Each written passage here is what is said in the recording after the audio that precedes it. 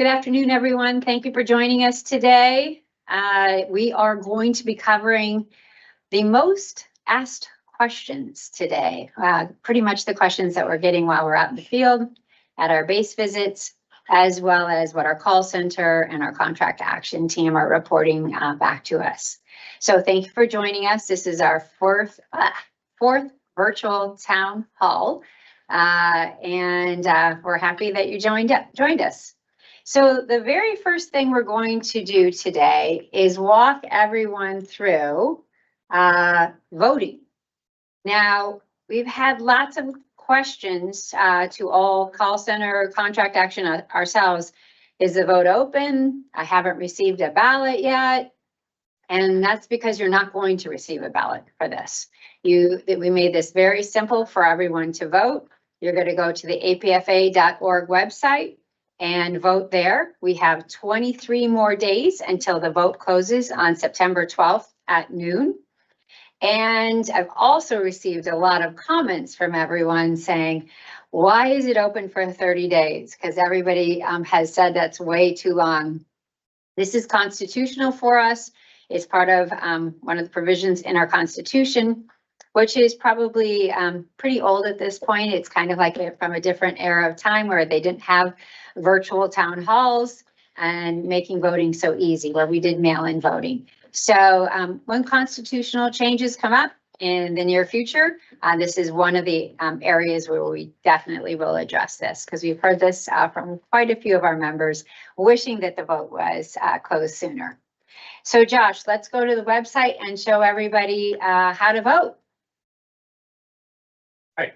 So you're going to go to apfa.org, and from the main page, so I have this in a mobile view. This is how most of our members access our website, is through a mobile device.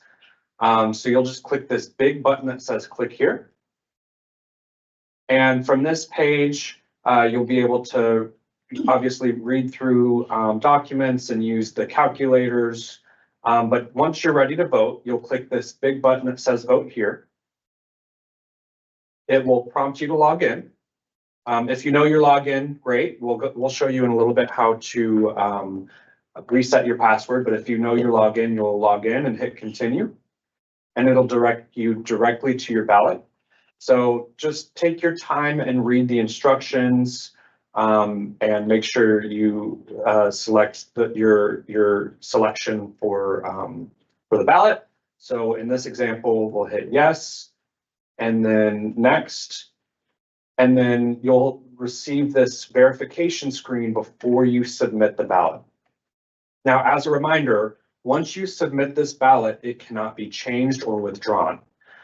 So if you see that your selection is wrong, before you hit submit, you'll click back, and then you can change your selection. But once you make your selection, hit next, and then you'll hit submit, and then you have submitted your ballot. Now, if you need to... Also, before you move on, sure, you will receive an email. That's right.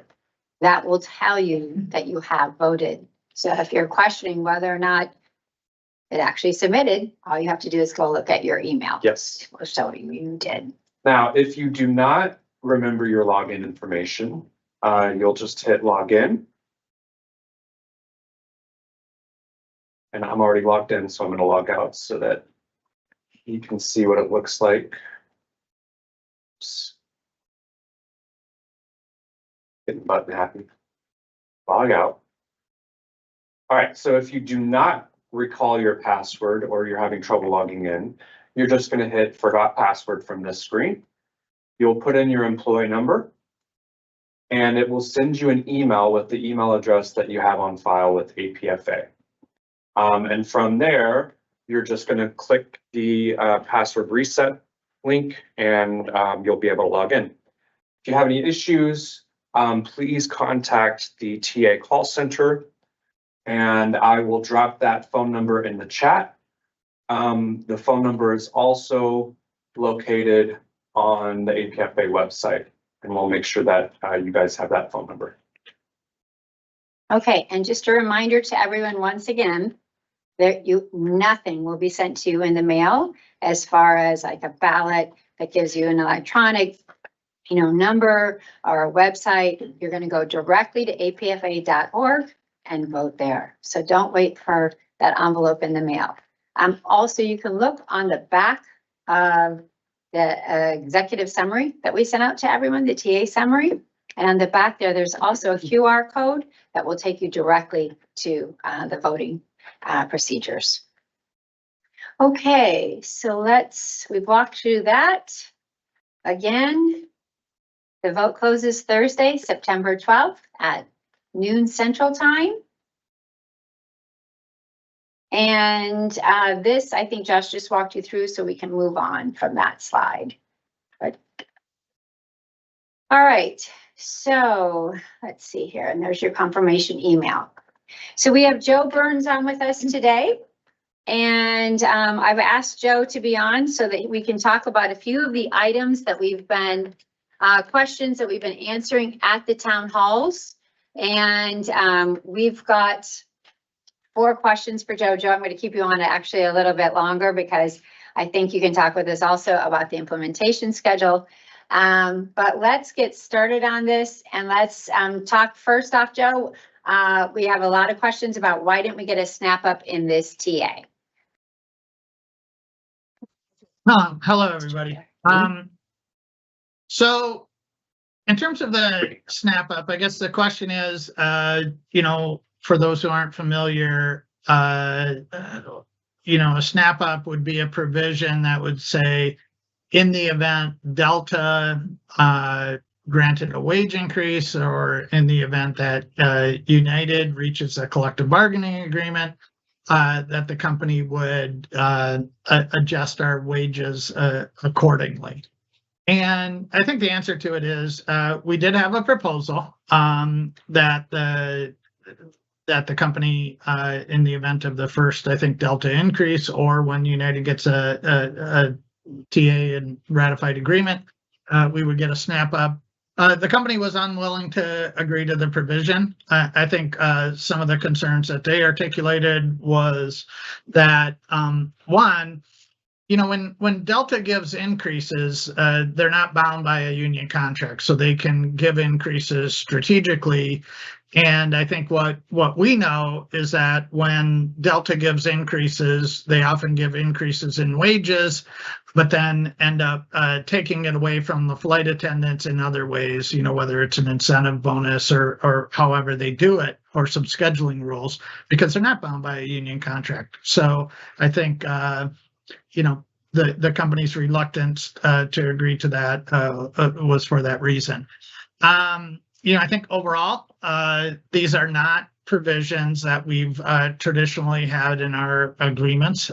When we have had them in the past, people would call with the joint collective bargaining agreement.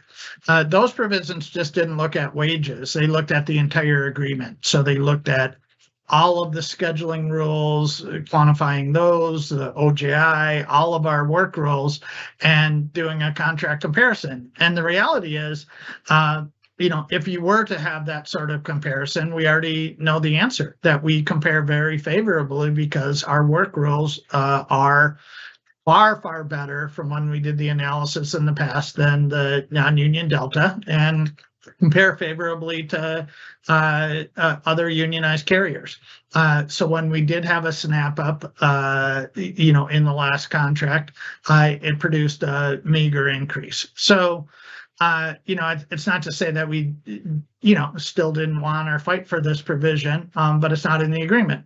What we opted to do was to get the wage increases that we got in the agreement, and then lock in certain increases in the out years that exceed projected inflation. So I think with those provisions, I think we're confident that our TA will compare favorably to the industry.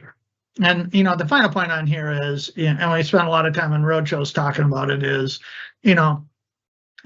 traditionally in the airline industry, we have done leapfrog bargaining. And it's something that actually, has benefited airline unions.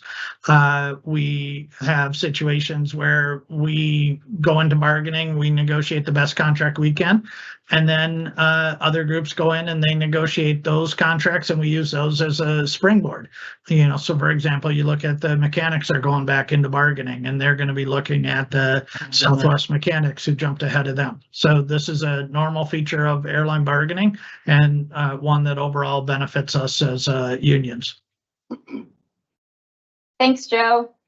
All right. The next question is, we've had, everybody's really concerned about the fact that this contract, we went 5 years without a raise. Understandably so. I mean, that's way too long. Part of it was because of COVID. We had to take a pause in negotiations during those years. No time for us to be negotiating a contract with American. But there's a big concern out there about, why didn't we or can't we negotiate increases past the amendable date to protect us, from in case that happens again, and to basically, for us to not get so far behind. So I know that comes in various forms while we're out in the road, COLA adjustments. Can you just talk a little bit about that? I know you have some experience with other carriers who have tried to do this, and I think the reality looks a lot different than what we're all thinking. So if you want to just talk about that a little bit. Yeah, I mean, I think there's really several questions kind of built in here, and I'll tackle them one at a time. The first question concerns a cost of living adjustment, or COLA, and I guess the question would be why isn't there one built into this TA? And the reality is, the COLA provisions, really, you'd have to go back 40 plus years to find them being widespread in the labor movement. In the 1970s, a lot of the union contracts would have provisions that provided for automatic increases for inflation. In general, those were, and really those came from sort of the experience in the 1970s with the inflation and projected inflation at that time.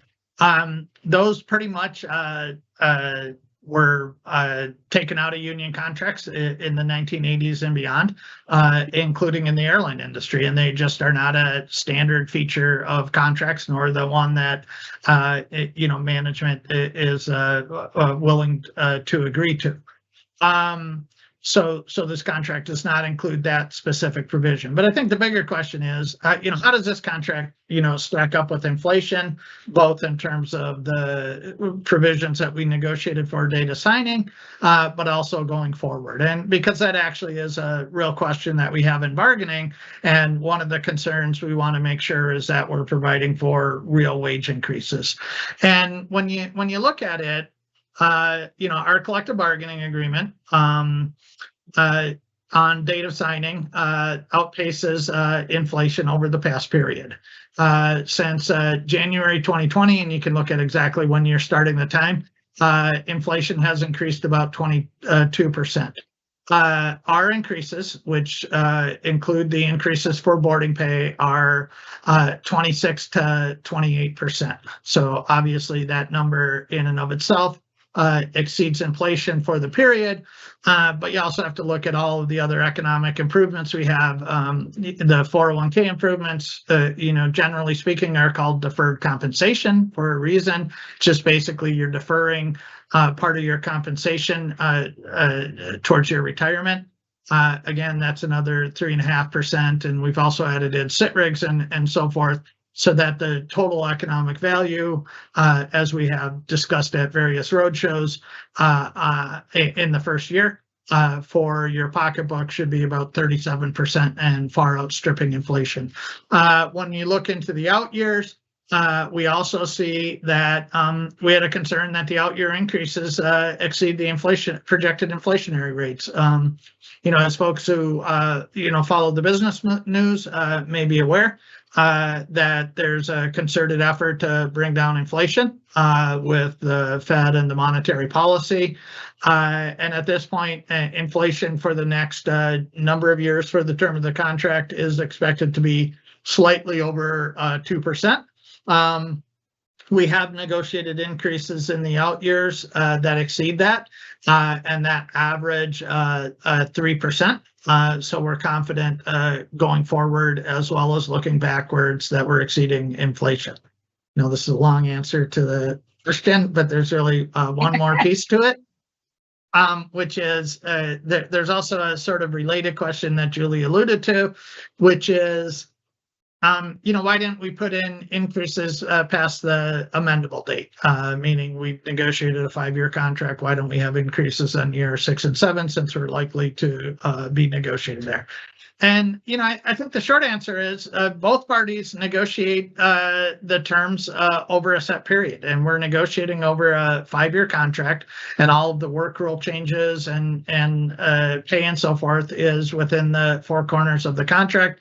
That's how it's costed. So that's why you don't see these provisions outside of the term of the agreement, because that's not really when you're negotiating.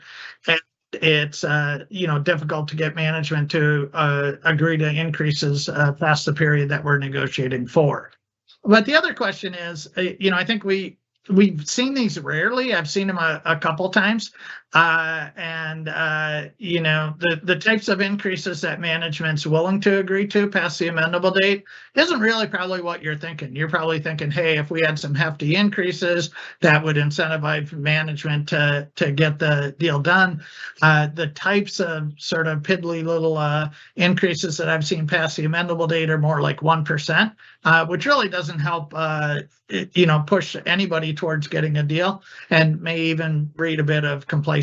So, I think I won't go into it right here, but, we think that the formula towards getting a agreement is targeted bargaining, strike threats, picketing, really pressuring management so they can't take advantage of the Railway Labor Act, and we push bargaining forward. Thanks, Joe. Okay, this question, we're not seeing as much as we were at the start of this, but we want to just talk about it a little bit today. And regarding, I know when the Southwest flight attendants got their agreement, which we're very happy they got their agreement, they put out that their agreement was $6.3 billion. And I think there's been a bit of confusion over that total versus the improvement to our contract was $4.2 billion.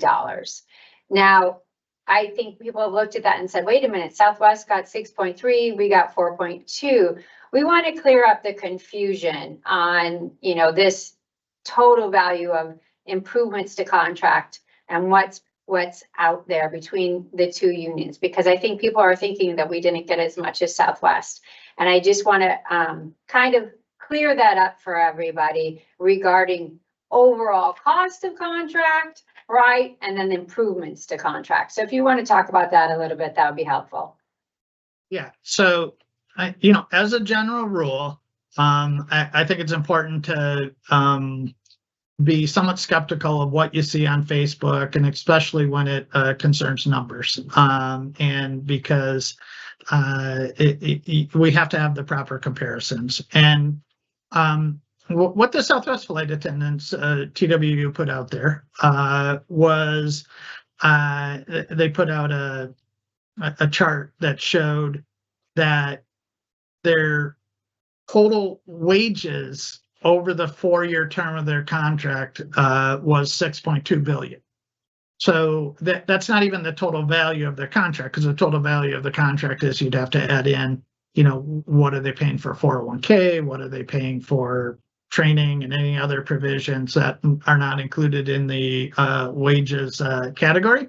But what they included was just the wages, but that's the total over the 4-year period. Very, very different than the number we put out. What we put out is that we added $4.2 billion in value to the cost of the agreement.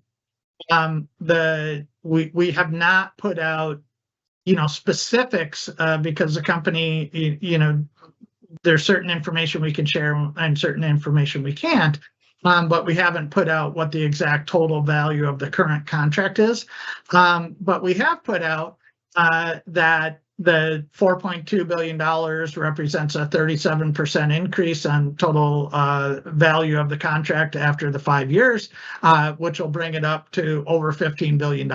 So you can obviously see that it's an incorrect comparison to say, oh, 6.2 billion is better than 4.2, so therefore 6.2 must be better. That's just not correct. And if you looked at our wages, which is the actual comparison, it would be far exceed the 6.2 billion, both because of the size and also because, in general, we do more flying because of the type of flying that the Southwest flight attendants perform. Secondly, and at our roadshows, we always talk about this, that we have to have a union sort of outlook on these questions, right? Because we're trade unionists. And, we applaud the Southwest flight attendants for fighting their management and getting their contract because that helped us in our bargaining. And likewise, I am sure that, other groups, including United, will benefit from the fight and the strike vote and all the struggle that you all put up here. But, I think the other piece of information that's, somewhat misleading is there's this idea that we didn't get, our wages didn't quite get to where they are at Southwest at the top of the range. And again, that's also incorrect because the reality is traditionally we've never really compared to Southwest when we did our contract comparisons. Like you'll recall the last contract, it was all about United, Delta, and American. And the reason is because they're very different types of operations. Southwest has an operation that has an average flight length of 700 miles, which is really, our regionals are, probably in the 500 range. But the major carriers, our average flights are a lot longer. We're between 1,100 and 1,500 miles, and they call it stage length, but you can think about it as the average length of your flights. Well, the reality is the Southwest flight attendants don't get paid in block hours. They get paid in what's called trips per pay, which is really a measure of distance. They get paid by the distance of the flight, and they get paid more for short flights. So the reality is when you're comparing things, you have to compare apples to apples, not apples to oranges. And you have to look at, what would their pay scale look like on our network, and what would our provisions look like on their network? And the reality is, when you apply their trips for pay to our actual flying, or the flying of United or Delta or any other carrier that flies the sort of network flying, including Alaska, really, what you're going to find is that it would produce about 85 hours block without boarding pay. So our rates clearly exceed that. When you look at the other way you could do it is you could say, okay, well, what would it look like if they had our contract? What would that do for them? And if we applied our contract to the Southwest network and their actual flying and our boarding pay, what we would find is that would produce a far higher result, probably the best of all worlds, because they have so many boardings. It would produce a, sort of block, including the boarding pay, of about 95. So that's a sort of long explanation to say that we are confident that our wages that we negotiated here are industry leading, but we're also equally clear that Southwest flight attendants and other flight attendant groups negotiated what works for them. And if you have a lot of short legs, it makes sense to have a pay provisions that pay more for short legs. So I think that covers overall the comparisons. I'll say one more thing, which is, we've done analysis too. We say, okay, well, what were the sort of increases? We got data signings. How do those stack up, to other increases? And I think this is, good for the last two questions, really. And the reality is, our pay increases, data signing, which including boarding pay, were range from 26 to 28.5%. The American pilots, their increases on data signing, which are in the wages, are 21%, and Southwest flight attendants are at 22%. So when you kind of add that up, look at all of the other provisions we negotiated, our agreement, tentative agreement you're voting on, stacks up favorably, both internally within the company, but also with other agreements that have been negotiated. Okay, thanks, Joe. One more. Well, kind of 1.5 more. How's that? All right. This question has come up probably not so much at the road shows as we have seen it. I know our call center is getting it. Contract action is what happens in the event the TA is turned down and it's a no vote. And what's the process? Because I know, you've got experience with this, and I know that, our flight attendants just want to know what happens. I think I've had quite a few of the people who've told me they're in favor of this, very concerned about if this happens, how long it's going to take. So can you just kind of walk through the steps of what happens if this is a no vote? Okay, so we've answered this question quite a bit, and I think we've tended to focus on what is the expected time frame to get back to the table to start bargaining, which I think is an important question, but it's only part of the answer and probably not the most important part. And I'll very briefly cover that. So if a TA gets voted down, we have to do a survey. We got to find out, why did the TA get voted down, which is not always readily apparent. You may have voted against it because of one reason, and we got 27,000 flight attendants. We have to figure out what people liked and didn't like. So we have to put together a survey, have the survey open for a period of time, then have to compile the results of the survey. Then the negotiating committee would have to get together in conjunction with you keep looping in the board of directors, put together a new revised set of demands. Normally we try not to renegotiate the entire agreement, but figure out what are the key issues that we need to address in a second TA. Then we have to contact the National Mediation Board, who governs the negotiations, and they would set up dates. But you have to remember that the dates are fitting in within their already busy schedules. So we cannot predict or tell you exactly when the mediation board would call the parties back together. We can say that when we filed for mediation, we filed in April, and the first dates that the mediation board was able to join us was at the end of June. So there was like a April, May, June, 3 month or so lag, 2.5, 3 months lag before they even had dates where they could match up and join us. None of this is to say we don't have a crystal ball, so we're not going to predict the future. But it certainly would not be uncommon for it to be 4 to 6 months before we got back to the table. I'm just saying this based on averages and kind of what we think happens. Okay, so that's the easy part though, right?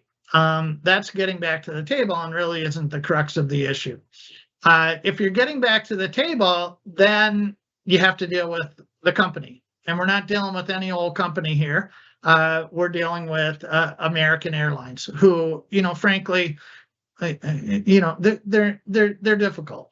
As you can see from the fight that we had to do to get this tentative agreement. I think we believe, based on how the bargaining went, and we've talked about the stories about how we had to go to DC week after week after week, push the company to put in money into this tentative agreement. We had the weight of the government and the mediation board and the threat of a strike. And that's what really wrung out the money and the $4.2 billion that we talk about for this tentative agreement.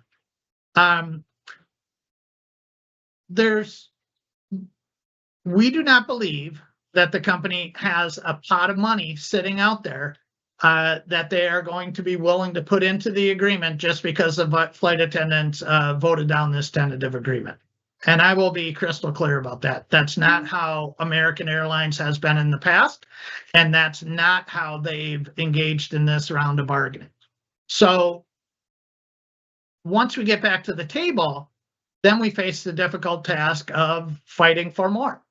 As I've said, they're not sitting there with more money. So it's highly unlikely that they are going to come back with an improved offer. And traditionally, their position is you can rearrange the money but they're not putting in value. So, obviously, I don't think when people vote no, they're necessarily voting for that. I don't know. I can't speak for anybody. But assuming that part of our task would be to try and get more money out of them, then what do you have to do? Then you have to, start the whole process of bargaining to impasse, which, as we know, the company drags it out, and that takes a while to do that. And then you would have to somehow, get the strike there back up, get again with the board and all of that. So none of that is a easy process, nor is it a short process, nor is anything guaranteed. Now, I always say, your committee represents your will. And if the TGA gets voted down, I have 100% confident that they will do everything in their power to fight to meet the demands. But people need to also know and not fall prey to this idea that there's some sort of easy fix to any of these issues. Does that answer it? That does. Thanks, Joe. Okay, I'm going to move into implementation timeline because we have definitely received questions about the 3 items that have a specific delay on them, and concern over, if those items aren't programmed by the date that they have to, that they're supposed to go in, what assurances do our flight attendants have that they will start paying out? When I'm talking about this, I'm talking about our boarding pay and our sit rig have a 6-month delay in implementation. So they will be implemented on April 1st. And those 2 items specifically do obviously have programming aspects to them. Our contract implementation committee will meet with the company and discuss and start working on all the implementation items as soon as we finish here. And, the question I'm getting is that a hard, firm date that April 1st, they will definitely have to start paying on those 2 provisions? And the answer is 100% yes. They do have to start paying on April 1st for the sit rig, for the boarding pay. We do have it in writing. And so I know there's concern out there because of JCBA implementation and how long it took for items, that they're concerned about the value. And during negotiations, when we were, towards the end working on this, we were able to capture the value of this delay in sit rig and boarding pay and put it into other provisions to help us actually get provisions in the contract, as well as more in the wages. So I know there's concern out there that we aren't going to get the value of that the flight attendants are losing out on it, but we absolutely captured that value while we were negotiating the contract. Joe, do you want to add anything more to that? Yeah, just a little bit. I mean, I think you covered it all, but these are the key economic, sort of elements of the deal. So when we negotiated, we attached value to them, and the value is based on them starting at a particular period in time. And I think one of the things we did was, we knew that there was going to be a period for implementation. And rather than just leave that vague, what we wanted to do was get a firm date for a couple of reasons. One is we needed to know specifically when these items were going to go into effect, and we needed firm and realistic dates for them to go into effect. But we also wanted to make sure that we captured all of the value that was attributable to the delay, because if we had just left it open-ended, management would have pocketed that value and not paid it to the flight attendants. So we attached the value for the delay of the X number of months, and that money got added into the agreement. So we were able to use that money to buy ongoing improvements. And actually, the company didn't really want to do this because they said, hey, this is a one-time delay, but yet we're agreeing to, giving you provisions for that are going to keep paying month after month, year after year. But at the end of the day, we prevailed on that point, and we're able to fold that money into the agreement, not as one-time payments, but as recurring payments, which in the long run is far more beneficial, because over the course of time, you're going to see far, far more than you would just for the delay for that period. Thanks, Joe. I'm going to talk a little bit just also about the delay in getting the 401k. And that is until January 1st of 25, which we actually also captured the value of that, which is common, that when a 401k, there's a change to it, that it starts with the first of the year. I know our pilots had a delay in their improvements to their 401k. Tim, do you want to speak to that a little bit? Yes, they had, so they had 16% in their 401k. That was their current contract going into this TA. They made a change. Their first increase was 1%, and that was in May 1st. So that was about 8 months after their TA was ratified. And then 2 years from that date, they have 1 more percent. So they got basically 2% over 2 years. So just kind of showing that this is not uncommon or something like this, but it is definitely, part of, everyone trying to understand, which I really appreciate, the implementation schedule and how it works. Joe, anything else to add into that, or are you okay? No, I'm good on that one. Okay. And again, So- again, we captured the value of that. So there's a value attributable to the 2-month delay that got captured in the model. So you're getting the money back, you're just getting it in different ways. Yeah. As well as, with this implementation timeline, we have, and I thought it was 67, but I saw counted up 56 items that go into effect date of signing. And then we have other items that are date of signing plus 6 months, 12 months, and the longest being 24 months. And, we modeled this implementation timeline off of what the pilots had done with theirs, with date of signing dates plus. And I will say, there's been a lot of talk out there as far as what if it's not done by that time. This was negotiated. These were all dates that were discussed and realistic dates to get these items in. I can tell you this is very different than the JCBA. None of that occurred as far as realistic dates. Mind you, that was an entirely different implementation. This is improvement to systems. This is not brand new systems that are coming out to the flight attendant. It's an improvement to our systems.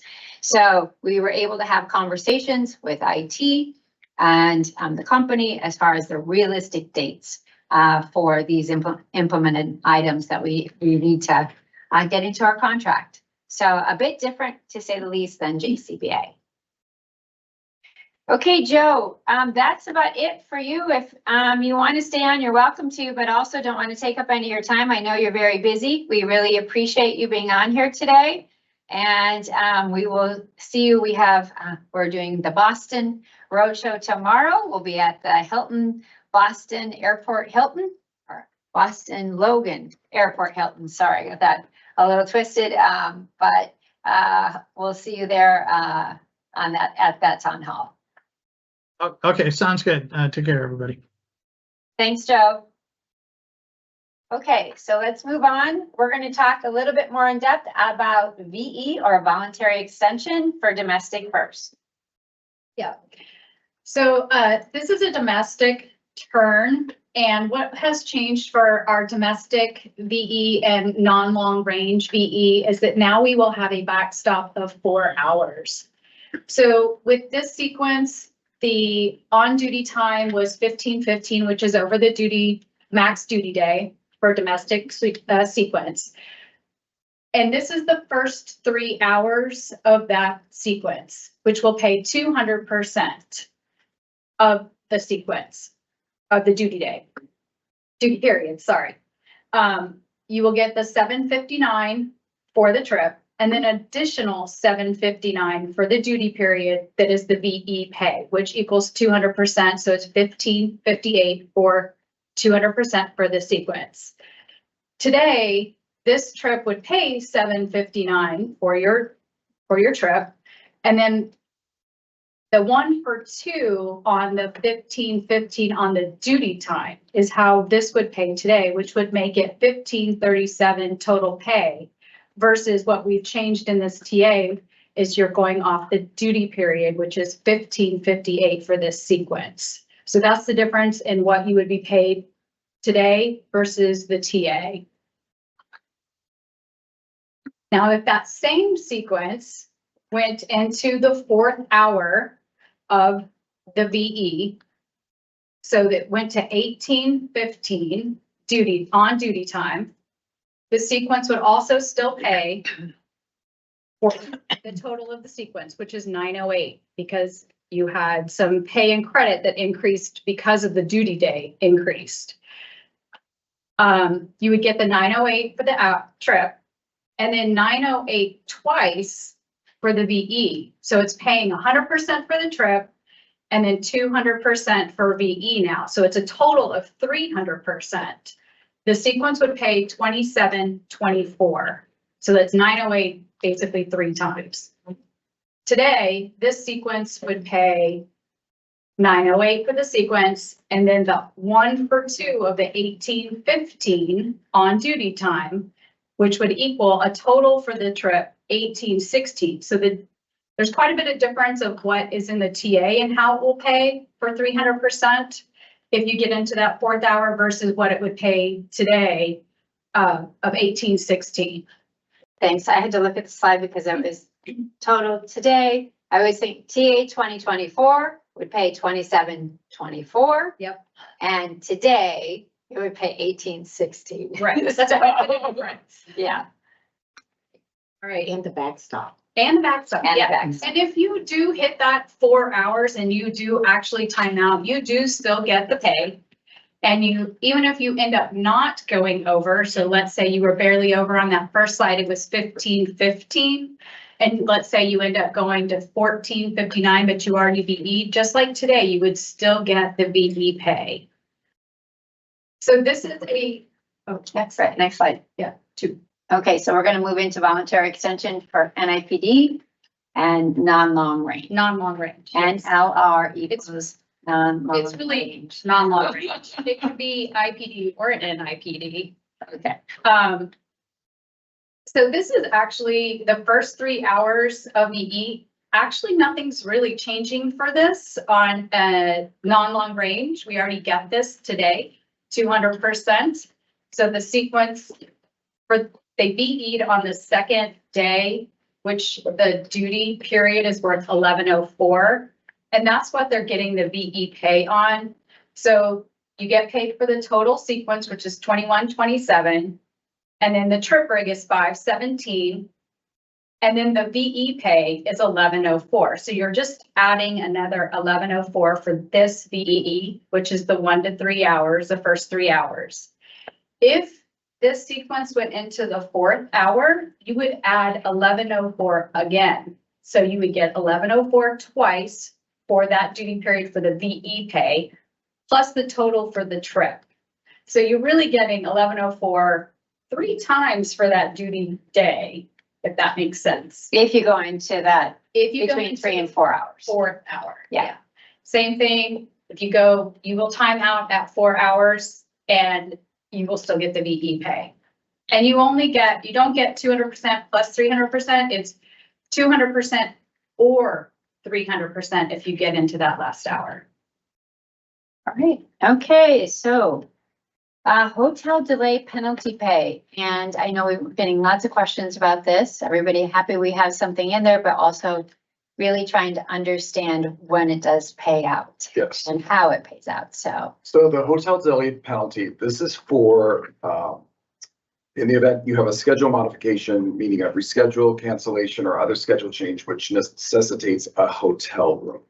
So the company has a duty to provide those hotel rooms. And if they fail to notify the flight attendant of the hotel assignment within 1 hour of the actual block-in of the flight at the layover city or schedule modification, that's when this will kick in. So we have an example for you. This is an actual sequence that was during IROPS. And this takes place on day 2. You'll see that on day 2, the crew signed in at 4 a.m. in San Francisco. So they had basically the flight canceled. They finally have a time of 1 o'clock to go to Phoenix. And at 1:30, they cancel the flight. So at that point, like anybody else, when you have a cancellation, crew schedule has so much time to notify you of modifying your sequence, right? So they have 3 hours to notify you of the sequence change. They, at 4:30, 3 hours later, they were released to layover. However, at that point, that's when crew scheduling sends the message over to the hotel desk to process the hotel. That hotel did not get signed, and they were not notified until 7:53 p.m. So that was almost, well, it was more than 3 hours after the time that they were released. Because of that, because it went 3 hours after the modification to their sequence, they are entitled to 150% of the sequence value. So you can see the sequence was worth $19.42, that they're going to get that 100%, and then the 50% on top of that, which was the penalty pay, that's the $9.51, for a total of $29.33 for that trip. So the key is, once you see the release on there, in this situation. Or the modification. Right, or the modification. That's when the clock starts. So at that time when you see your sequence has been modified, that's when the clock starts. Or if you are on your way to the layover, you've already gotten your notification of reschedule and you're on the flight to the layover city, it's the later of the block-in time or modification. Well, in that case, your flight would be the later. So when you block in, that clock starts the clock. They either have 1 hour. If they don't get you the hotel within 1 hour, then you get 150% of the duty day, right? The pay for the duty period immediately preceding the layover. Or if it goes to 3 hours, like this example, if they haven't done it in 3 hours, then you get 150% of the sequence. And just a reminder, if you decide to get your own hotel, It still applies. You still have the contractual provision of taking your own credit card, securing your hotel room, filing for reimbursement, or using BizHero if you feel comfortable doing that. You can still do those, but you still have to meet those timelines, either the 1 hour or the 3 hour to qualify for the pay. And this is only during reschedule, modification, or cancellation. This does not apply to normal everyday. I already have a hotel scheduled, but I'm not, Correct. I'm sitting around waiting for it. Correct. And the implementation date for this is date of signing, which is October 1st. And so we will have some work to do quickly and getting this set up so that our flight attendants completely understand, and we have examples out there for them in these situations. So good news, this is going in on that date. All right, let's move on to sit rig. Something new in the contract. We're happy to add another rig into our contract. And we've got some examples for you. So remember that your sit rig is 1 minute of paid no credit for every 2 minutes of actual sit time in excess of 2.5 hours. So this is an actual Chicago sequence with during an IROPS with some sit time. So remember, the sit time is between flights. So it starts at actual arrival, which is block in, and stops at actual block out. So in this scenario, in the green, you see the GRD, that's showing ground time. And this is 7 hours and 31 minutes. That's your sit time, right? So it's the clock started in the purple box at the block in from Chicago to Atlanta. So the block in Atlanta is 16:03, and the block out Atlanta to Philly is at 23:34. So the sit time, the total sit time was 7:31. You subtract out the first 2.5 hours that you have to wait. So 5 hours and 1 minute is eligible for the sit rig pay, and that would pay out at 231. In the next slide, we wanted to show how the boarding time is going to overlap with the sit rig. So same sequence, right? They're boarding Atlanta to Philly. departure is 23:34. It's a 30-minute boarding, so they started boarding at 23:04. The sit rig is still running at that time, so you'll see in the last slide, we're showing, right, the sit rig started at block in, it ends at block out, but the boarding time is overlapping with the sit time. And we didn't do the math on boarding time because that's going to depend on your pay rate and, but just to show that those two things run, concurrently. And then if you also could run into where you have holding time with this also, right? If you started boarding, you did your boarding and then you ended up sitting there even longer. So Right, you would get your boarding pay, your holding time pay, and your sit break pay. Right. right. And remember for, ODAN, this is not for ODANs. And if you're a reserve flight attendant, the sit rig is paid on top of guarantee. Okay, and let's see, let's go to deadhead stand-up and commuting. Guessing that's Kelly. It is. We've had a lot of questions of if I'm a computer, if I'm a Sometimes commuter, we feel like yeah. that. if I'm a commuter, how is this new language going to impact me? So came up with some couple of examples. I'm based in New York, so I was like, let's look at UBL for tomorrow and see what that looks like. So on a deadhead stand-up, that only comes into after report and prior to the release of the last working leg. So that's a very important window for this language. So I go to TTS and I'm going to pull up a sequence, which we're going to see on the next slide. And I see a lovely sequence that starts with a deadhead and I am a commuter. So I'm going to go ahead and grab the sequence. And what am I going to do? So I commute from Cincinnati, so I'm going to call crew scheduling and I'm going to say, hey, you know, I want a deadhead flex out of this, which is a 16G deadhead, and they will book me on a flight from Cincinnati to meet this sequence in Charlotte. So remember that real important window of after report, they have to stand me up for a deadhead. I'm never going to make it into LaGuardia for this. So I am never going to be eligible for that deadhead stand up on the front end. So that commute is protected in that way. I'm going to go ahead and tell crew scheduling which flight I want to be on. So I need to be in Charlotte prior to the boarding at for the departure of 1318. So here's my next flight that I'm going to tell crew scheduling that I need an A1 on. Just the next slide. Okay. Cute. See how that gets me there at 10:21 early, albeit, but that's okay because I'm coming from home. So then I will meet the crew in Charlotte for this. Does that make sense how a deadhead stand-up is not impactful to a 16G flight attendant? And we've had the question, can they stand you up on this flight? Well, if this was an American mainline flight. Right? Well, it's not When you part of change my original deadhead, Right. right? So no. Okay. So let's look and see how it looks on the back end of a sequence. Because it's really, the window is no different from today to some degree, but let's just look at it. So here is another sequence that I found in UBL for today in New York. So if you're commuting, it might be a good day to tool through UBL. So I found a sequence where I can deadhead on the last day.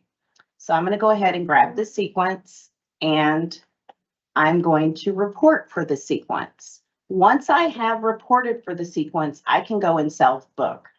And what self-book means is I can go in and I can go ahead and grab my flight that I want on the end of this sequence. I can go ahead and grab that inventory after report.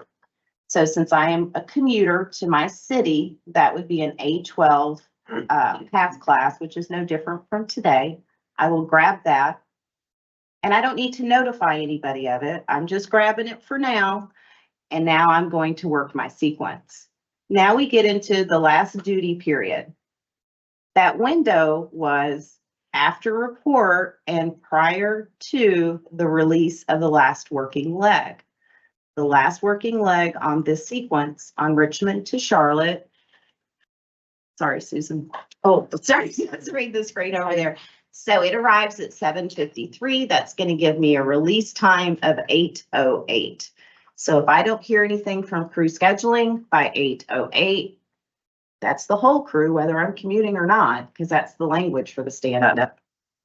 We are free on that. So I would go ahead with no notification. I'm just going to send an electronic notification to crew scheduling to say, hey, no show me, I'm hopping on a deadhead.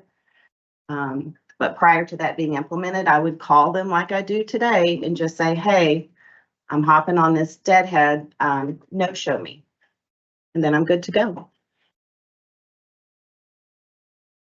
And that was just to show what I am exercising because I'm going to my commuter city. And then in today's world, since we don't have electronic communication, I would go ahead and have my flight numbers ready when I call crew tracking to say, hey, I need to grab an A12 because self-booking has not been implemented yet. So there's my flight number. All right, thanks, Kelly. We're going to move on to reserve. And let's see here. Reese is going to take this. And all right, Reese. All right, so we've talked a lot about reserve through various means, and we just wanted to put all of the items that are going to be implemented on date of signing in one slide to show everybody. So the first is the rescheduling reflex day and golden day. This is like the day off slide that we've talked about. So you're now guaranteed the day off on the back end of the day off that it was taken from if you are assigned or worked into your flex day or golden day. The new standby voluntary extension will be implemented on date of signing, as well as the redistribution of open time by noon, home base time. This is an important one because it'll now guarantee that crew scheduling has to move out open time prior to noon. After noon, any open time that's in the base is going to be staying there, which will be important for those that are bidding in ROTA. They'll be able to now count on the trips and open time that they see when they place their ROTA bids, whereas today they don't have that ability to count on the time. Also, the WRAP-D change will be implemented on date of signing. We also have the new aggressive LMCO. This is we currently have aggressive LMCO, but they are after standbys are assigned trips. So they almost never get used. They will now actually be ahead of standbys. So aggressive LMCO are reserves who are going aggressive. They say that they're willing to report with less than minimum call out of 2 to 3 hours. And so they'll have the ability to be awarded ahead of a standby. And then the reserve cancellation and removal, the new procedure there is going to be implemented on date of signing. So reserve removal, this is in regards to feedback we heard from the membership regarding when a reserve is called out with a minimum 2 to 3 hours to departure, and the reserve arrives on time, no issue there, but the plane has already left because it left on time or maybe a little bit early. So now that reserve is supposed to be placed back onto a wrap, but in reality, they often end up lost. And in order to improve reserve utilization and bring down the reserve percentages and seniority that we see, these reserves will now be placed on standby for the remainder of their wrap or up to 6 hours, depending on the length there, or crew scheduling can also release them so they can get the rest of the day off. This gives the reserve the ability to start earning pay and credit towards calling at a time. And of course, it also improves reserve utilization because we're not losing these reserves. So that'll be on data signing, and then also the ability for crew scheduling to assign trips to management when they are in POTA, which is the priority of trip assignment. POTA, currently management is not part of it, and the step that management is now ahead of is line holders being assigned on their days off. So now they'll have to use management before assigning to a line holder on their day off. Okay, thank you, Reese. All right, let's move on to training. Brian, I think you're going to talk about this a little bit. I am. So we've, for training, we've doubled the pay that you will be receiving for training. Currently, under the JCBA, you get $75. Under the new tentative agreement, you will be getting $150. So your first 2 days of CQ plus your web-based training will garner you $450 over the current $225. That training pay also will include and encompass some of the items such as purser, international Asia training, equipment qualification training, and so forth. In addition to that, if you happen to have an irregular operations and you are stuck an extra day after CQ or one of the other training of markers, you will also get paid $150 pay for that additional day. An added bonus to under training pay that we've included under the training section, I should say, it regards our Dallas-based flight attendants. Up until now, only our membership that was outside of the Dallas base were afforded hotel rooms. We've included in the training section that flight attendants based here in Dallas who exceed more than 50 miles from the training facility will now receive CQ or hotels for CQ. Additionally, for those who do buddy bid with a friend, spouse, or your BFF, the improvement here, you will be placed in the same class on the date of training. So if you can't be separated from them for more than a few hours, this is an avenue to go. All right, let's move on to IOD and longevity pay. IOD and the injury on duty, the key marker in this is the new language we've added, which is the longevity seniority for the duration of an IOD absence, whether it be paid or unpaid. The importance to longevity and seniority on this, as you can see on the slide, this date is when you graduated from training, and it applies to some critical items such as your annual pay increases and your vacation accrual. Under the current JCBA, IOD longevity accrual stopped after 30 days. Upon that stop, your annual pay increases could be adjusted as well as the vacation accrual for how you've gained that.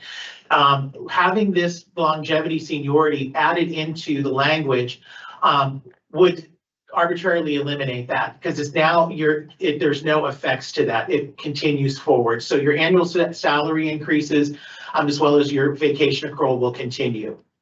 Flight attendants who return on or after date of signing on October 1st, 2024, will see their longevity seniority continue to accrue, which is very important.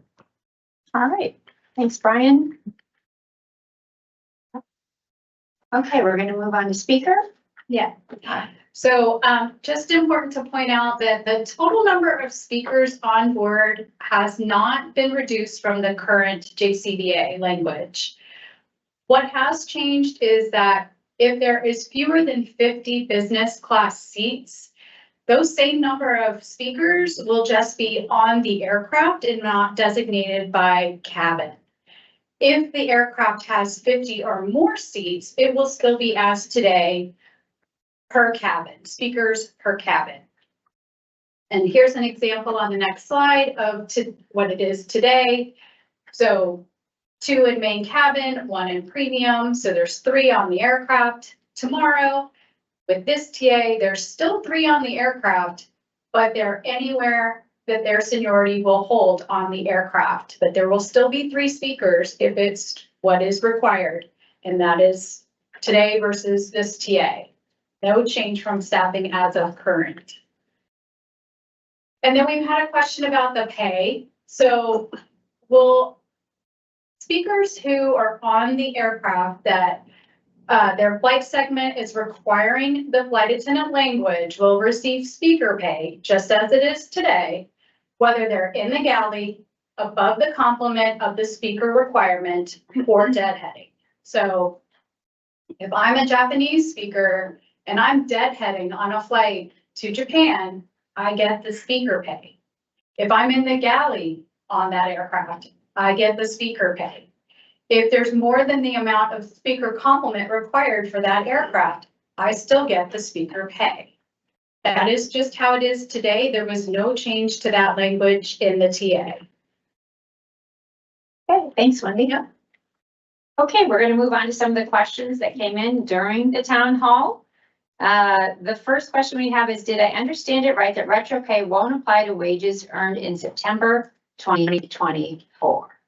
Tim, you want to take this one? Sure, that's correct. So the retro is based on earnings paid during those time periods. So earnings paid in 2020, 2021, 2022, 2023, and then 2024, it's earnings paid from January 1st through the end of August. So if you received a paycheck from January 1st through the end of August, that would include the end of August paycheck. That retro will be calculated on those earnings that are in that check on that advance recovery total. And if you go to the website, the retro calculator is there, as well as the instructions on exactly when retro pay pays out. Correct. So it is all on the You website. can use your 15th check if you want to, ballpark it, but really you would need to add that end of August check as well. I'm gonna pull up that calculator and that page to share. That's a good idea. Because we have another question on what exactly they're looking for, and we have a walkthrough on the website of what to look for. Show this. So under TA 2024, you can hit TA calculators. And then you'll select the retro pay calculator.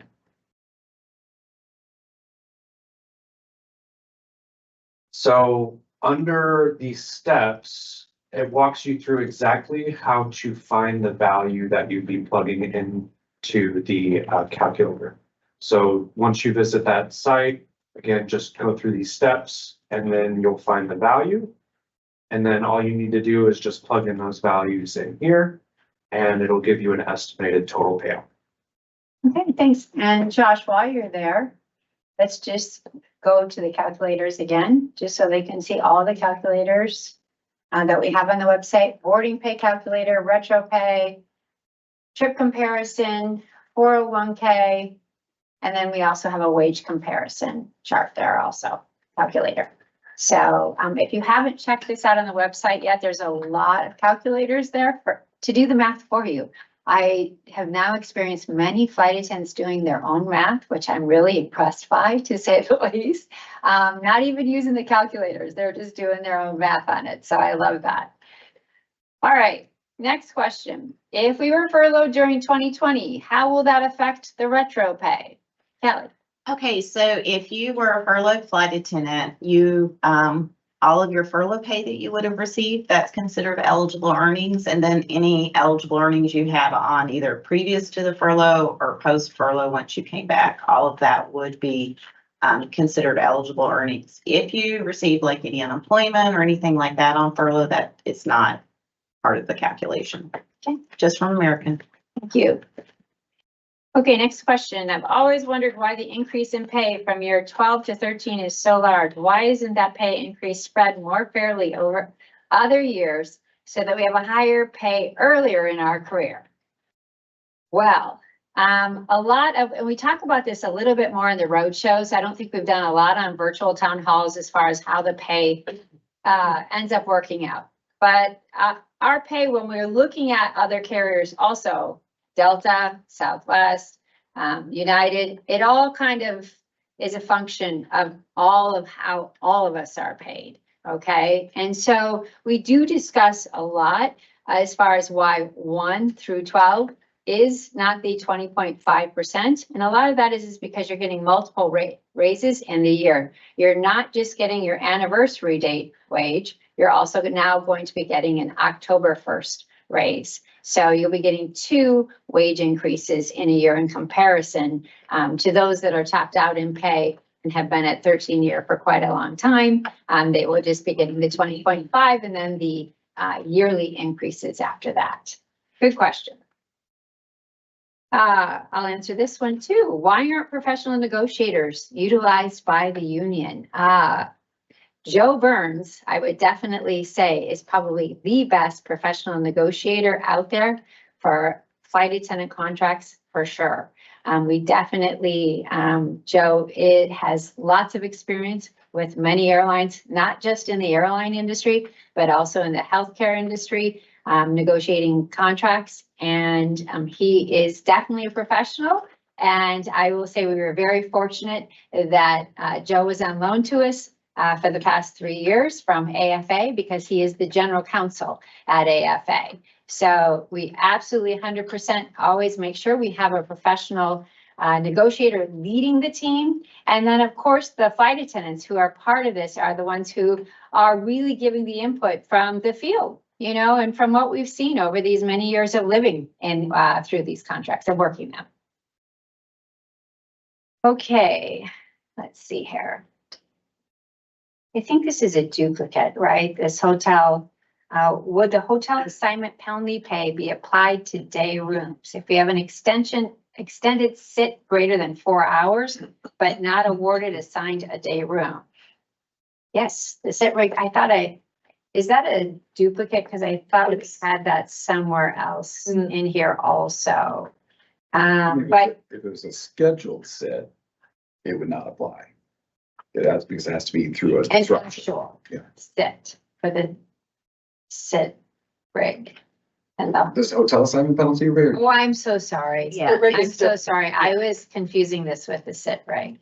Okay, yes, go ahead, Tim. So it would not apply in a normal situation where you had a extended sit that required a hotel room.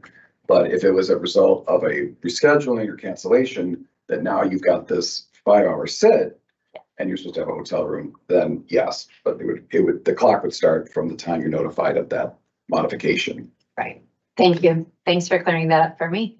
I was thinking sit rig the whole time I was looking at it. But it does sound like you might be eligible for sit with that.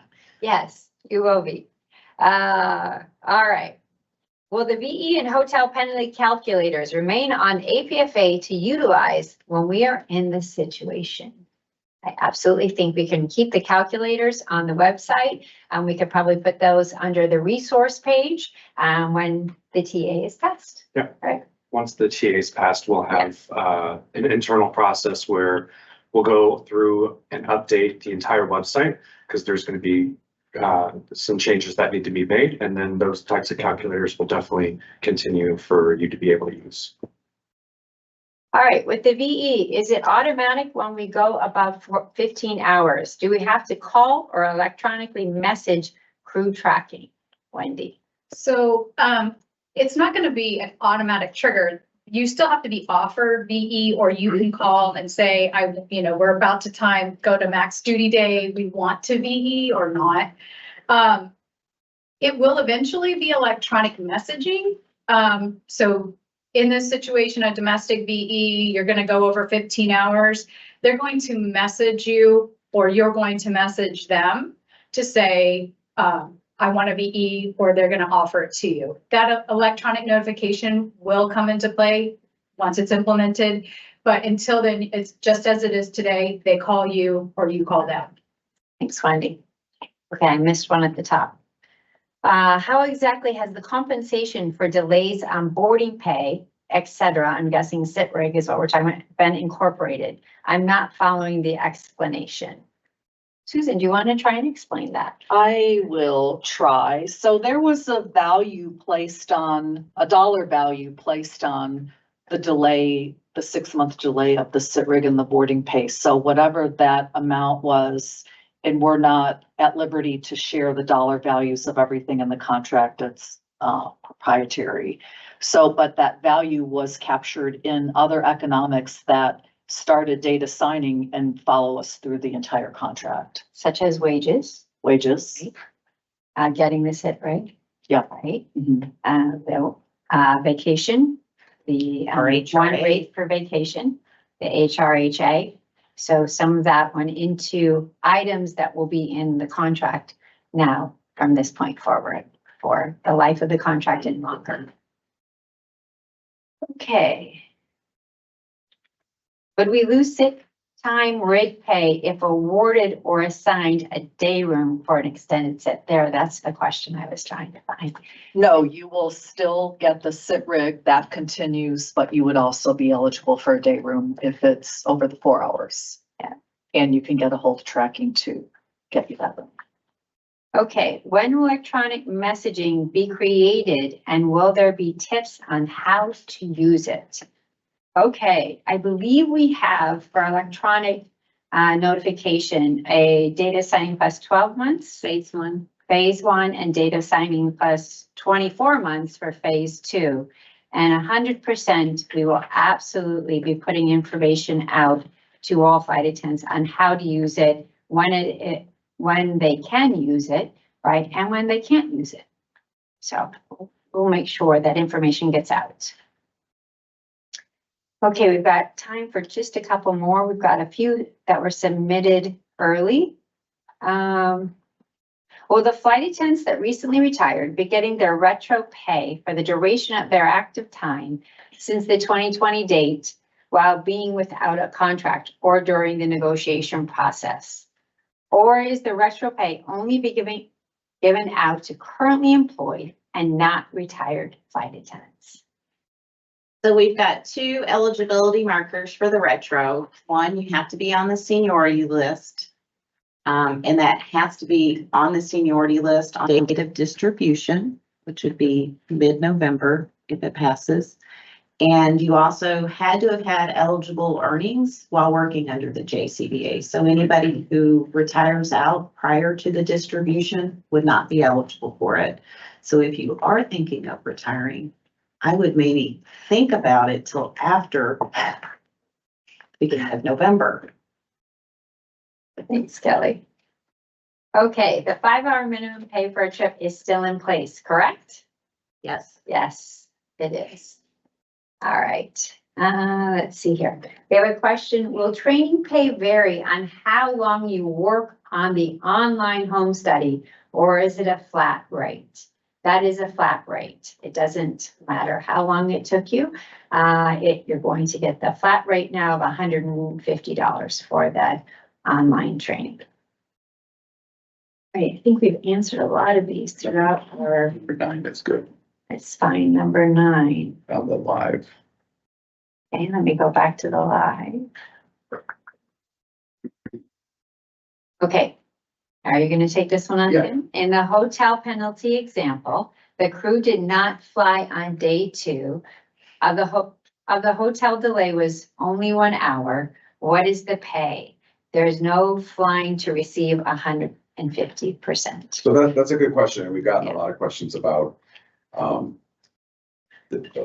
what constitutes pay, because the language says you get 150% pay for the duty period.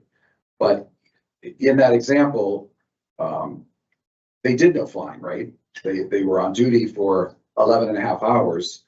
So whatever the pay is associated with that duty period, that's what you're getting the 150% on. So if there was flying and that was the greater of flying or the E time, you would get the flight time. But in that example, they were on duty for, I think, 11 and a half hours. So 1 minute of pay for every 2 minutes on duty, that's your E time, duty time. They would get half of that 11 and a half. So that would be 5.5, 545 would be the pay for that duty period. And they would get 150 of that. So they get the extra 50% on top. That Okay, explains it. next question. Lots of questions about sit rig. That's good. Okay, I understand there is sit time pay between flights after 2.5 hours. However, is there any type of pay once we check in for a flight and have to sit for more than 2.5 hours? For example, I checked in the other day for my sequence at 7 p.m. and was sitting at the airport for almost 5 hours before we actually got a plane. In the new TA, will we have any type of pay for a situation like that? Susan. No extra pay. Your duty rig is running behind that, so that's gonna pay you for that duty period. But 10J8 is the language when there's a delay greater than 3 hours, you can call, and if standby flight attendants are available, you can get removed from that trip. Thanks, Susan. Okay, will the sit rigs only be paid if they are scheduled above the 2:30 by the company, or will they be paid regardless of how we get above the 2:30? Kelly. So on that, on the sit rig, what is scheduled is irrelevant. At the end of the day, it's what is actual. So what did you actually what type of sit did you have? So once that actual is above 230, then at that point, we start calculating the additional pay. Okay, Reese, in the TA highlights concerning legalities, there is a reference to no longer having a buffer in addition to the required 10-hour break. Does that mean when doing multiple pairings, we would only need 10 hours between trips before the arrival of the first trip instead of 11.5? 11 and a half. No. Yeah, so this is, the change was for the scheduled layover rest for 10 hours. So there's no longer a buffer from release to report during your layover or your rest overnight you're on. There was no change to your at-home requirements, and there is still a buffer for rest and between release to report and a buffer. Okay, Reese, stay with us. Okay. Can you please provide details about reserves being guaranteed a block of days off of their choice and how this enhances the ability to pick up additional hours? Sure. So this is in PBS. So PBS, of course, is seniority. So if your seniority can hold a block of days off, then you'll be able to bid it. The difference is that today you have to kind of use the calendar to put in the block of days. And there's no idea of when or if you'll be able to hold that block altogether. And so it's confusing and it's hard for PBS to award you to know what you're trying to do with your schedule. So the improvement is that now you can just put into PBS, I want a block of 5 days off, and PBS will do all of the math behind the scenes to make sure that you get that 5 days off if your seniority can hold 5 days off anywhere in the month. So of course it is still seniority based.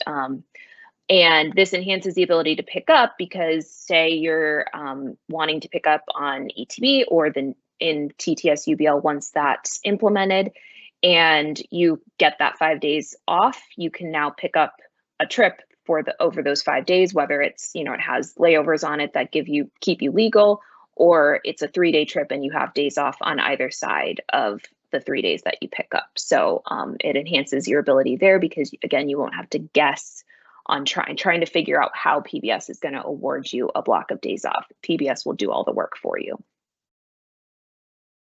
Thanks, Reese. Okay, let's say that a week or more before September 12th, if there is a way you are able to see that the majority of votes are cast in and the highest percentage is for a yes, and there is no way that the no will win because there are not enough voters to make it happen as a no, would the voting be unanimous and closed and start from there? Or do we have to wait until the 12th? Tim, you got your name on it now. We have to wait till the 12th, unfortunately. I mean, no one can see how anyone voted. So, and constitutionally, as we already stated, the vote has to be open for 30 days. So there's no way to see how anyone voted anyway, but the vote will go until the end of the full period, which will be September 12th at 12 o'clock Central. And we also won't have the results until that time either.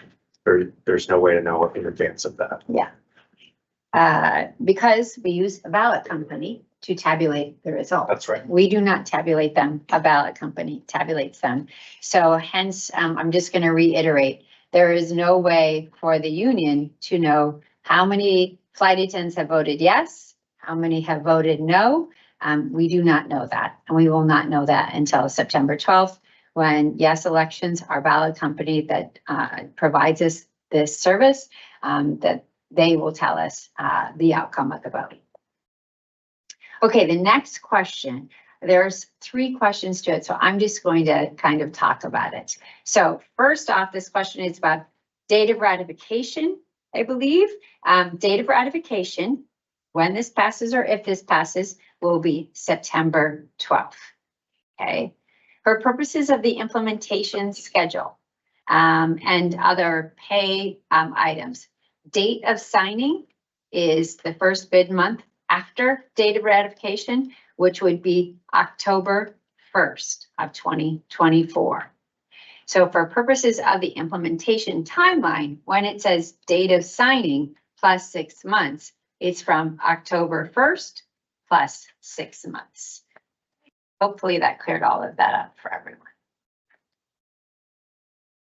Okay, with boarding pay not being available for 6 months, maybe more, will there be retro pay for that time? Susan, you want to take that one on? Okay, next to it. I can take it on. Okay, so as we mentioned, and I think Susan, you and I both have talked about it now today, with boarding pay, with the delay, there is not going to be additional retro pay because of the delay. The dollar value from the delay in boarding pay went into other items that we negotiated in the contract, such as our wages, such as helping us to get some other items, such as the HRHA, one vacation rate. So there is no retro pay for that 6-month delay. We've already captured the value of that in other economic items in the contract. Why wasn't there an increase to the number of vacation days and to the amount of sick time in this contract proposal? And what did we get instead of these things? Okay, so I know that everybody knows this has been a very transparent negotiations. We have put everything out online on our website, what our proposals were, including our economic proposals and what was in our couple of economic proposals that we passed across the table. We absolutely negotiated for more vacation pay, as well as more vacation accrual and more sick time.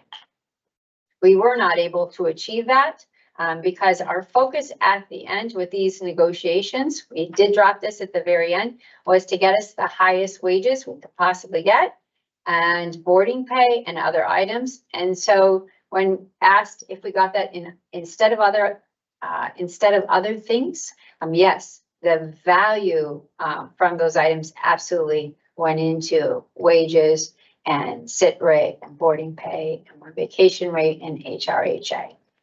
So I hear you. That was very difficult for the team to take those items off the table, but we also know what we've been hearing from our flight attendants consistently, especially the last year, and that was the wages and retro pay primarily. Okay, I think we've already answered this retro pay one, Tim, quite a few times as far as how it's going to pay and the why. Let's see.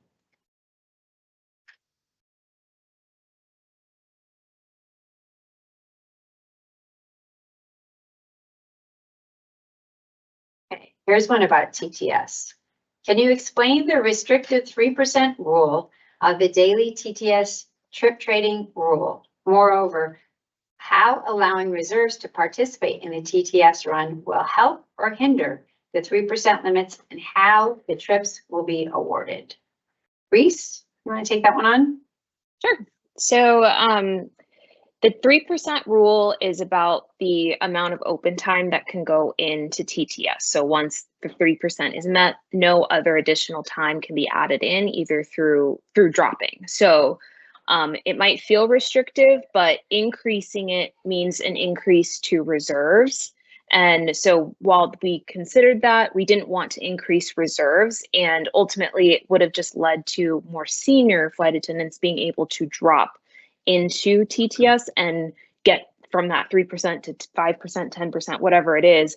And it wouldn't necessarily have increased the trading or the ability for flexibility between other flight attendants, which is what we heard from the membership and what we improved by implementing the negative day trading exception.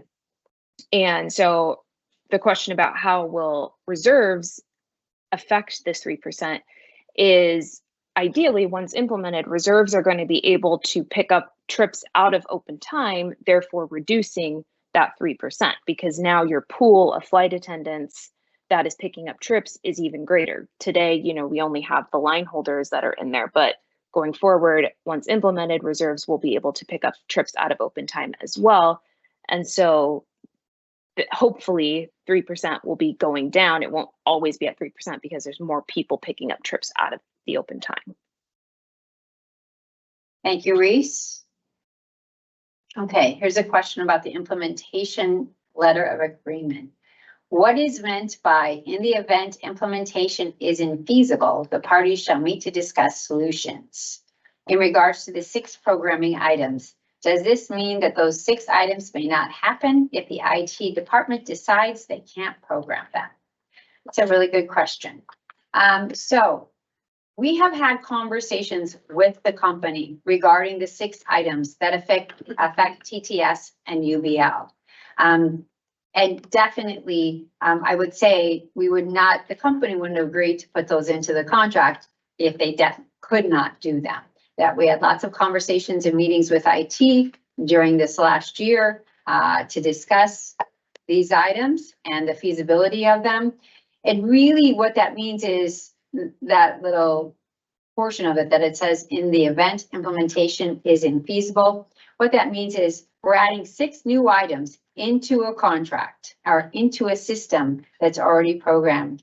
And it may end up being that adding those 6 items in, we have to look at the runtime for TTS at night and maybe have to extend it. That could be one of the situations that we have to deal with. Also, something else that we had to deal with in the past is the number of choices that you had in TTS. It could affect something like that. So really what that means is that once we start to dive into adding all 6 items in, we may have to look at some of how it runs, how long it runs, and also maybe the number of choices that you have on a ballot.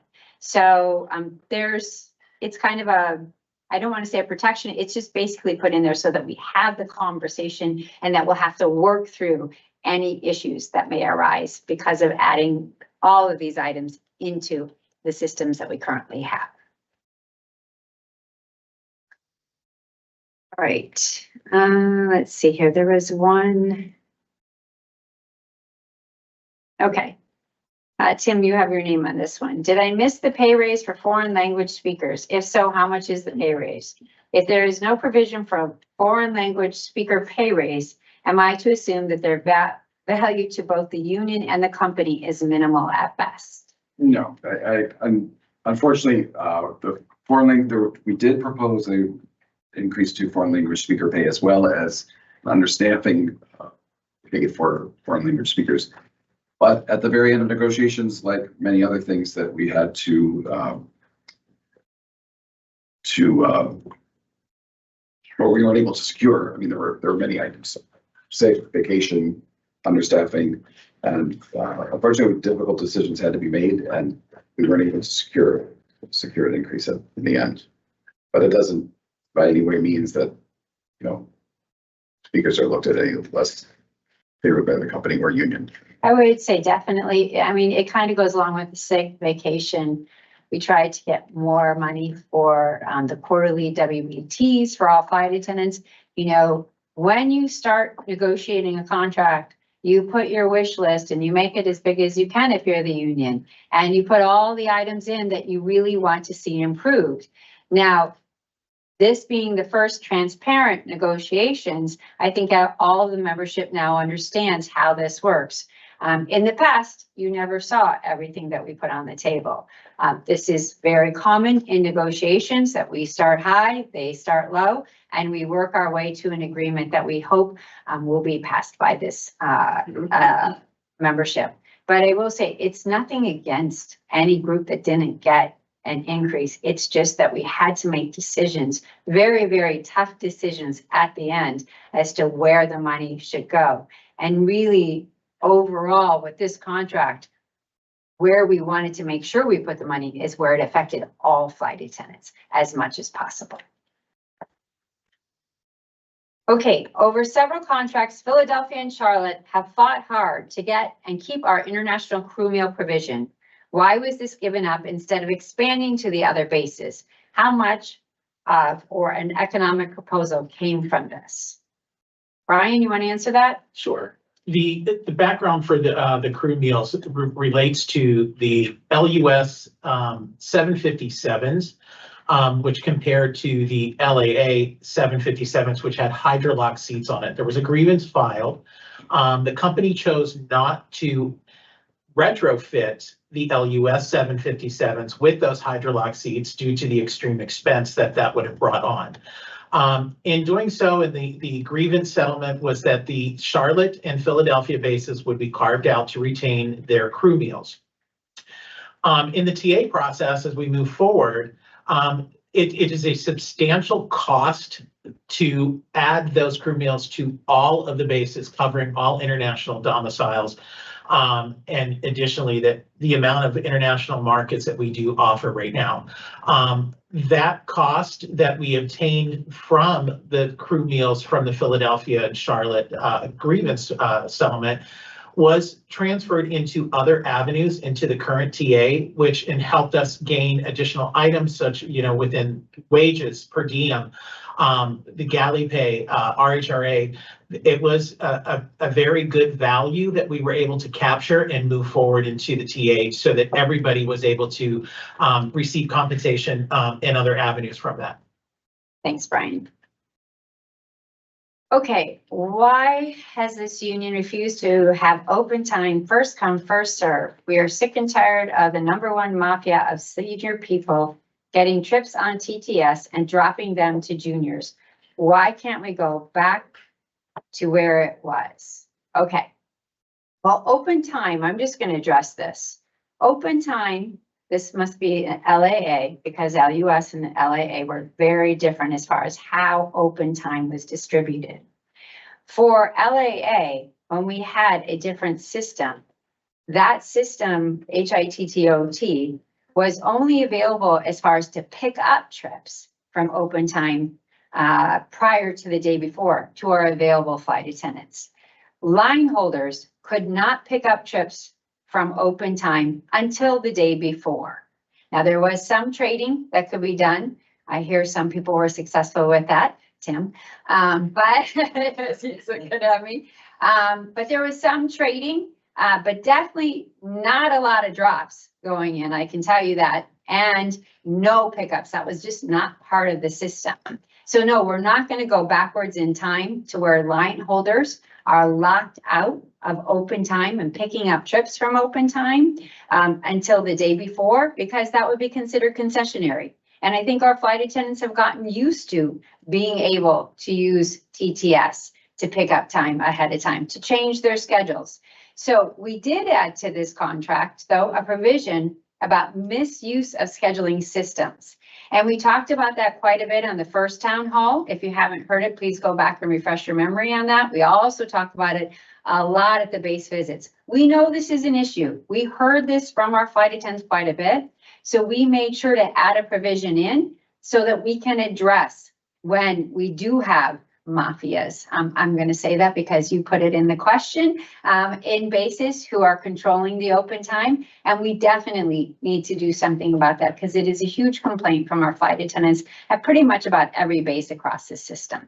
So we added that provision in so that once this is voted in, that we can get to work and make sure that flight attendants, when you are bidding for trips, also when you're picking up trips in TTS, that you are, the one who is going to be flying that trip for the most part. We know things come up where you have to trade out of it or drop it, but the intent of the systems is for whatever you are bidding for, that you would be the one flying it. So it's a great question. I'm glad that you asked it because I think we've forgotten that with our last contract on the LAA side, that open time was not available to line holders. It was only available to available flight attendants and for picking up, and that was it. And that really is considered a violation of seniority today, if you look at it. There were, senior flight attendants and mid-senior flight attendants, all kinds of flight attendants who were line holders who could not pick up from open time in that world. All right, let's go back to the live submissions because I think we've gotten some more questions in. Okay, and I just mentioned this earlier, Brian, I see you have your name on it, but did the training pay change or increase for the quarterly WBTs? No, it hasn't. It's this currently the same. And to address that, as Julie mentioned earlier, even the CQ modules, it's a flat rate that's standard. If you take 5 hours to do it, it's still the 150. So keep that in mind. Additionally, for the additional items for training, that will include purser training, equipment qualifications, and items such as that. Thanks, Brian. Okay, will there be a way to timestamp when the hotel is assigned so that we can prove we are due hotel assignment penalty pay, or will we just be screenshotting? So it's actually not when the hotel is assigned, it's when you're notified of the hotel assignment. So that notification would either be sent to you or, well, it would have to be sent to you. Yeah. So that would be the proof is that you're receiving the notification, because that's what the language is, notification of hotel assignment. And I mentioned earlier, this is a provision that will go in on data signing. So we will have some quick work to do to make sure everyone understands exactly what to be looking for, to make sure that you qualify and also that you receive that hotel penalty pay.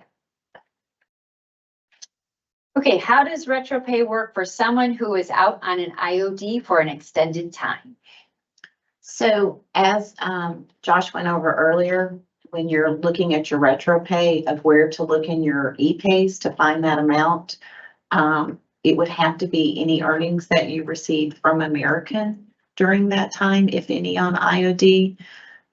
But in all honesty, largely speaking, IOD income, it will not qualify for it. Unless it was the salary continuance, you said, right? Yeah. Any income that comes from American. Yes, thank you. I'm missing something on here because you just made me, it must have been on the last, hang on one second, because it was very similar as far as retro qualifications. Hang on one second. Filter eligible. That one. Do you see what, yeah, it was eligibility. 14.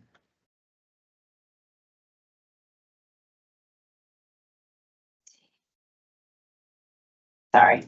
All right, let's go back to live. I'll look for it while we're answering. Okay, Reese, I have heard both, but would like to clarify. Currently, the 5-hour minimum duty pay per day has not been in effect. Will every 3-day trip, regardless of layover time, be paid at a minimum of 15 hours? All right, so sounds like you're confusing a few things. In your question, you say the 5-hour minimum duty pay. So remember, the 5-hour minimum is for your duty period. So each duty period has a minimum guarantee of 5 hours. It doesn't matter how many days the trip is, it's about the duty period. And that's in effect, that's part of the JCBA today, and that was carried over into TA 2024 as well. So your question, will every 3-day trip, regardless of layover time, be paid at a minimum of 15 hours? So I'm assuming you mean, will every 3-day duty period, 3 duty period trip, regardless of layover time, be paid at a minimum of 15 hours? And yes, of course, the 5-hour minimum is tied to the duty period. So if you have 3 duty periods, it's a minimum of 15 hours.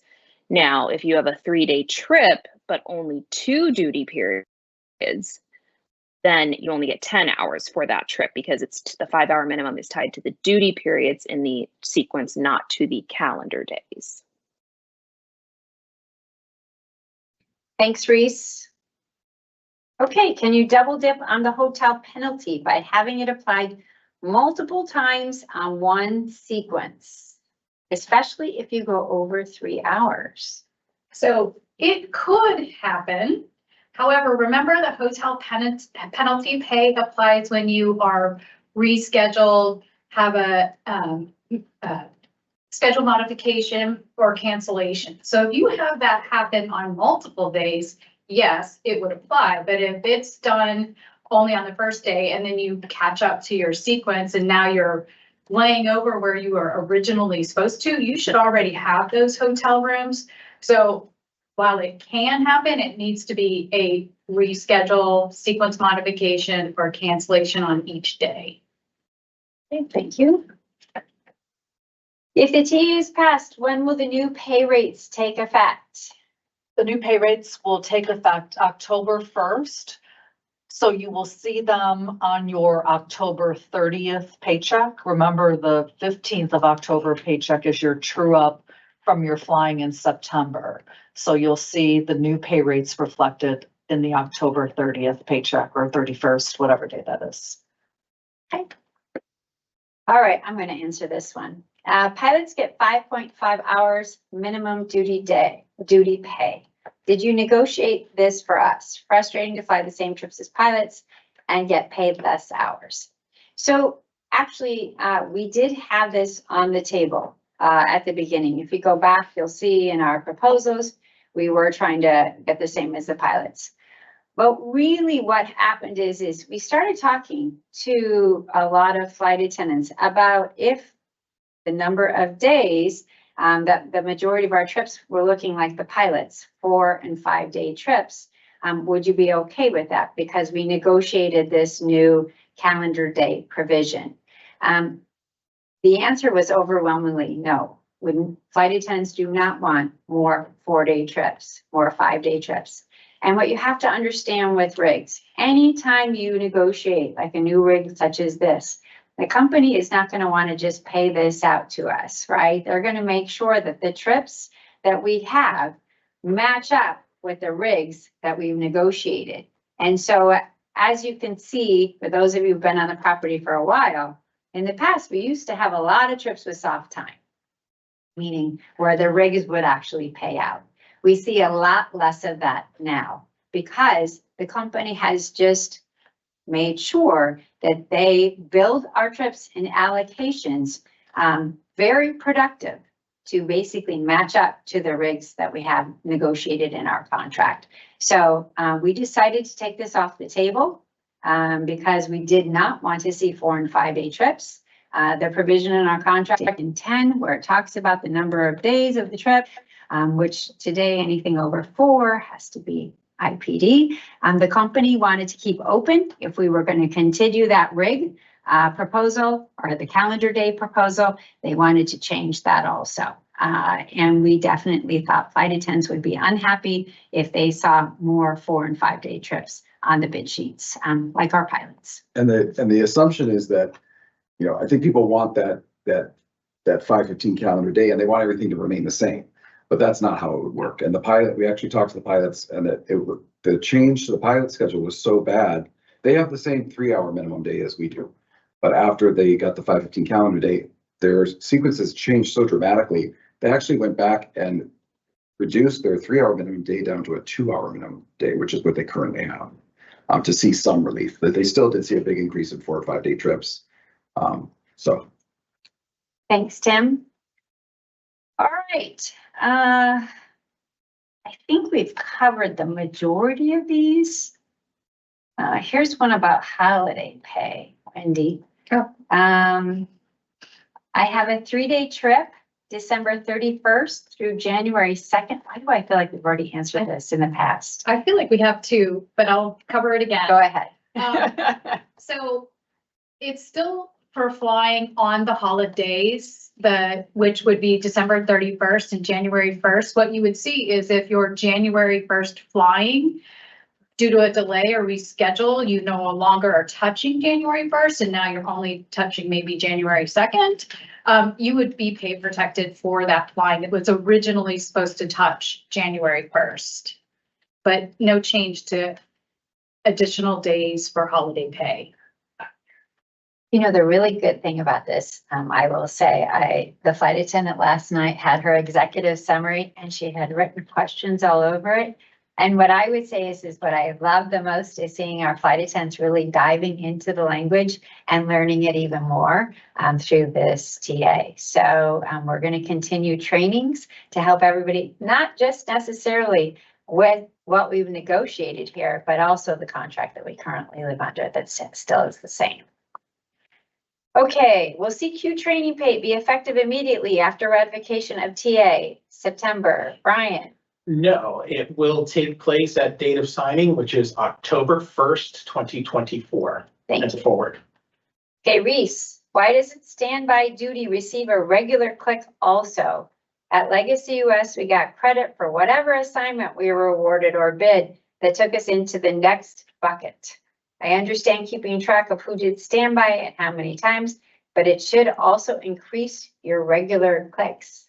Is that true? I don't think the standby clicks went into regular clicks at Legacy US.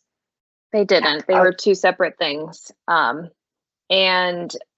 you do get, if you get a trip out of standby, you get clicks added, regular clicks added.